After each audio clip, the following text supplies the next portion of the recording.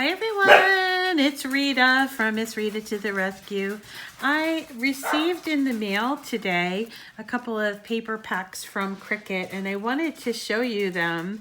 They're Christmas specific paper packs, very different. This one is called the Nordic Christmas and it has a lot of that wonderful Nordic cranberry color with the silvers and the browns, very earthy and interesting. I love this piece as well. Really cool. And that has 10 sheets of 12 by 12 paper at Cricut. And if you're in the market for paper, do use my link, because once you reach $50 of your purchase, you will get 10% off and free shipping at Cricut.com. Also, there's this new one called Maud and Mary, which is really interesting to me because it has these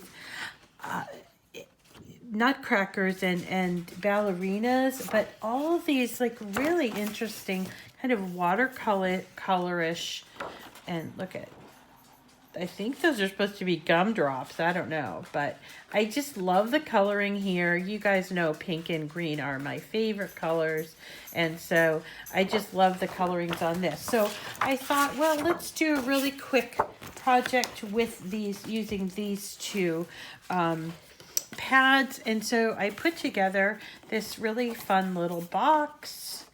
It's actually a box that was in the project area of Design Space, but I modified it to make it very simple. And in this case, I used a plain reddish, like a cranberry red bottom, and I used a piece from the Nordic, this Nordic Christmas to make the box, and it's a hexagon, which I love. I love a hexagon. So I want to show you how this goes together. It's very, very simple.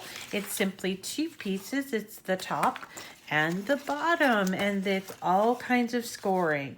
So when you are scoring with your Cricut, remember there are two ways to score with your Cricut. If you have a Maker. If you have Explore, any one of the Explore family machines, there's only one way, and that is with the scoring stylus, and which is still a very good tool, and I use it often. But if you have a Maker, you can use the scoring wheel, which I really do like a lot. The scoring wheel is great for specialty paper especially, but in this case, you know, we can use the stylus because we're just using this plain colored paper. And what I'm doing is I'm going around and I am scoring at all, or folding at all of the score marks. And this is the bottom piece, the bigger of the two. So I want to make sure the scoring is done, and then I'm going to come around and let's see if I'm getting in camera. Yes. And I'm going to do the sides first. Let me just make sure, do your best to line those up correctly. Okay.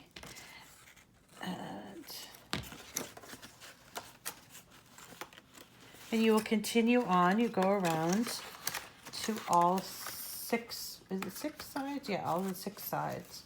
Right. I like to work on a flat surface myself. I have a hard time demonstrating for the camera. I apologize if you can't see this very well, but I'm just working my way all around and it creates the box. Now, for finishing touch for this box, I'm not going to finish that, but for finishing touch for this box, you have these wonderful little flaps, and what I would suggest is that every other one of the flaps have tabs. You see, so this one has a tab, this one does not. This one has tab, this one does not. So once you're done doing all of the sides, you're going to fold in and glue one of the tabs that, or I'm sorry, one of the flaps that has the tabs, right?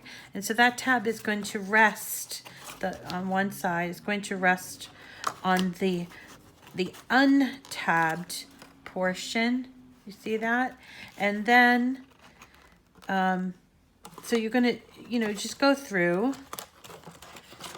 and make sure that the tabs are connected. Can you see that? I hope you can see that. And then as you go along, you do this all along around the box. The tabs are actually folded in, I should mention that, okay? So you're gonna go through and do these tabs on the inside edge. I'm not going to do the entire box, but you get the idea, I hope. All right. And then once you've got those scored edges down already, hello, Benji, you're going to put the flap that does not have the tabs. I didn't put enough glue on that. Okay, Ben. Ben's helping me today, as he always does. Hello, Ben. Okay, so that is the bottom of the box. And of course, you know, you've got to go around and do the whole thing, and it creates the box.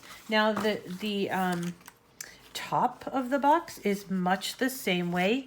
Remember, these the tops are going to be slightly bigger than the bottom so that they'll fit really well, right? And for a nice folded edged look, we have the same situation. We've got the tabs on every other, those little tabs on every other flap. So we're going to, hope I can get this in camera. So we're going to secure the tabs to the inside of the adjacent flap. Okay.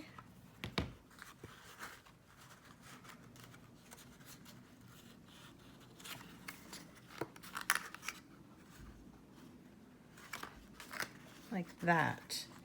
And then you take and fold in that flapped, that tabbed flap. I'm getting kind of punch drunk here. You fold that in, and you're going to want to put a little bit of glue on that bottom or the back of that flap and fold it inward. Right? And it's creating this nice edge for your box, for the top of your box.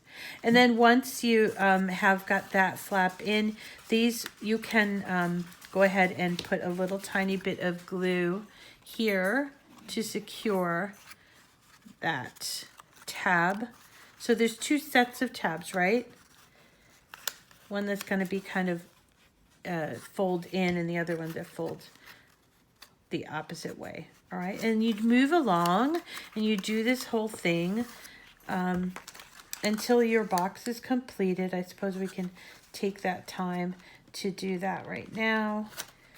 And again, you guys, I know, will do a much better job than I will at gluing this together. But this is a great box for all of those wonderful ornaments. Isn't it? It would hold one of those really nice ornaments that everybody has been making, or it would make a nice little treat box if you want to give some cookies to your favorite teacher or coworker or something. It's a great little box, and I'm going to give you the file, so don't worry about that. I'm going to give you the file. It is a modified file that I got from Cricut Design Space, so that means that it is free to use if you are a Cricut.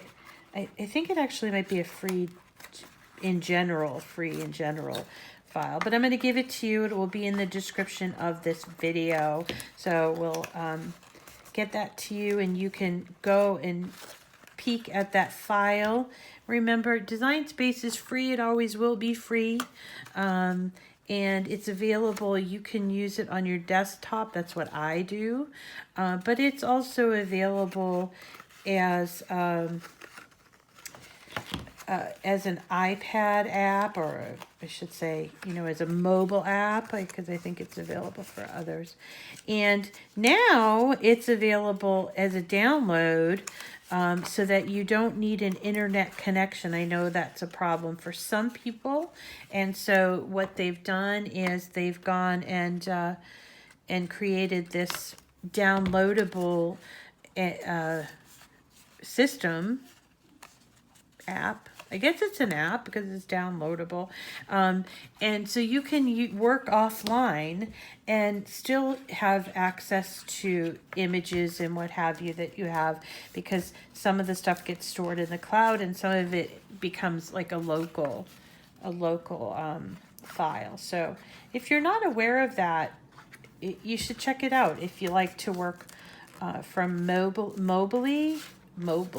If you like to work from your mobile device, you can use the app, which is available in both the Mac's App Store, the App Store, and also the I believe it's available. I'm gonna have to check on that, but I only use Macintosh. So anyway, okay, so here is the top all finished.